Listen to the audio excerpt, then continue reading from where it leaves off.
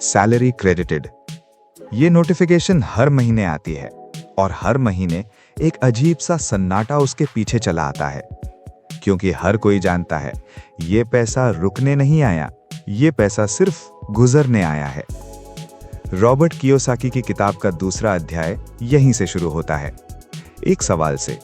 छोटा सा सवाल, लेकिन ऐसा जो एक बार पूछ लिया जाए तो वापस अनसुना नहीं हो सकता। हमें पैसे के बारे में सोचना किसने सिखाया?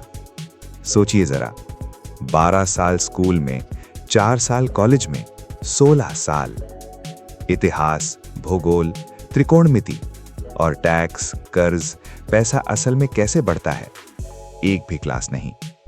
ये गलती नहीं थी, ये डिजाइन था। स्कूल आपको अच्छा कर्मचारी बनाने के लिए बनाया गया है, मालिक बनाने के लिए नहीं।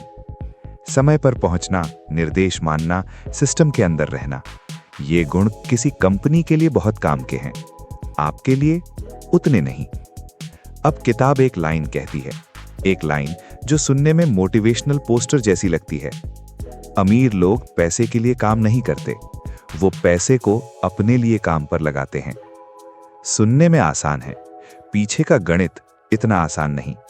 ज्यादातर लोग सोचते हैं संपत्ति यानी असेट वो है जिसकी कीमत हो, घर, गाड़ी, महंगी घड़ी। कियोसाकी की परिभाषा अलग है। असेट वो है जो आपकी जेब में पैसा डाले, लायबिलिटी वो है जो आपकी जेब से पैसा निकाले। अब उस घर के बारे में सोचिए जिसे खरीदने के दिन मिठाई बटी थी। एक सवाल पूछिए उससे, क्या ये आपको हर महीने पैसा देता है या लेता है? EMI जाती है, मेंटेनेंस जाता है, टैक्स जाता है, और जब तक आप उसमें खुद रहते हैं वो 1 रुपया वापस नहीं देता। टेक्निकली वो असेट नहीं है, वो लायबिलिटी है। असहज लगा? अच्छा है, यही पॉइंट है। अब जरा टाइमलाइन पर चलिए। स्कूल जाओ, नंबर लाओ, नौकरी पाओ, सैलरी बढ़ाओ, घर खरीदो, गाड़ी खरीदो, बच्चों को अच्छे स्कूल में डालो, और रिटायरमेंट तक यही चक्र चलता रहे। कियोसाकी इसे एक नाम देता है, रैट रेस। जितना तेज दौड़ो उतना ही बड़ा खर्चा सामने आ जाता है। सैलरी बढ़ती है, लाइफस्टाइल भी बढ़ जाती है। आप दौड़ते रहते हैं, पहिया वहीं घूम रहा होता है। यहां छुपा हुआ गणित यह है, सैलरी बढ़ना अमीरी की निशानी नहीं है, कैश फ्लो की दिशा अमीरी की निशानी है। पैसा अंदर आ रहा है बिना आपके लगातार काम किए, या पैसा सिर्फ इसलिए आ रहा है क्योंकि आप हर सुबह दफ्तर निकल रहे हैं। एक बंद हो जाए तो दूसरा भी बंद हो जाता है। अब बड़ी तस्वीर देखिए, यह सिर्फ एक किताब की बात नहीं है, यह एक सिस्टम की बात है। स्कूल को कर्मचारी चाहिए, उद्यमी नहीं। बैंक को कर्जदार चाहिए, निवेशक नहीं। और जब सिस्टम का हर हिस्सा एक ही दिशा में ढकेल रहा हो तो फाइनेंशियल लिटरेसी अपने आप नहीं आती, उसे जानबूझकर सीखना पड़ता है।